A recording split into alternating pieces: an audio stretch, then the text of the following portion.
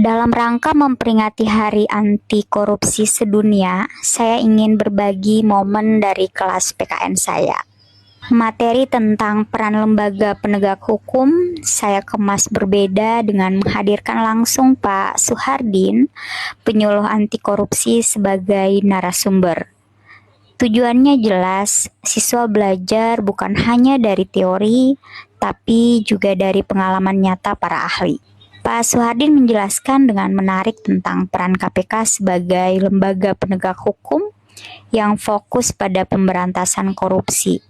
KPK bekerja untuk menegakkan keadilan dengan prinsip transparansi dan integritas. Ada momen yang menginspirasi ketika salah satu siswa bertanya, Tadi kan bisa bilang kalau misalnya korupsi itu menggunakan anggaran negara untuk keperluan pribadi. Tapi apakah korupsi itu selamanya berbicara tentang uang? Tidak, Pak. Tidak juga. Nah, sebenarnya kita tidak pernah menyadarinya. Datang terlambat sebenarnya itu korupsi juga, tapi namanya korupsi waktu. Kita harusnya belajar jam 7, tapi gurunya terlambat datang. Nah, itu juga sebenarnya korupsi juga. jelas ya, korupsi itu tidak selalu soal uang.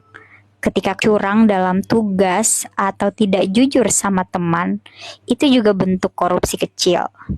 Kebiasaan ini kalau dibiarkan bisa merugikan banyak orang di masa depan. Lawan korupsi dimulai dari kita.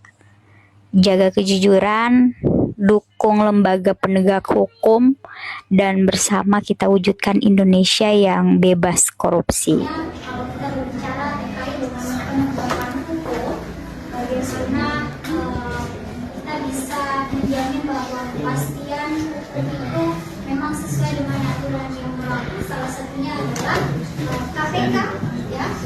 KPK ada salah satu lembaga penegak hukum yang dimana kita melihat wewenangnya adalah mencegah, ya. Selain mencegah juga ada penindakan. Nah, jadi dari tugas dan wewenang yang sudah Pak Aldin sampaikan, semoga ini juga bisa kalian nanti implementasikan di dalam kehidupan sehari-hari. Kalian sudah tahu bagaimana indikasi dari korupsi, ya. Jadi bukan hanya perkara uang, ya, tetapi ketika kita mengambil bukan kita itu juga punya. Mari kita tepuk tangan buat Selamat Hari Anti Korupsi Sedunia.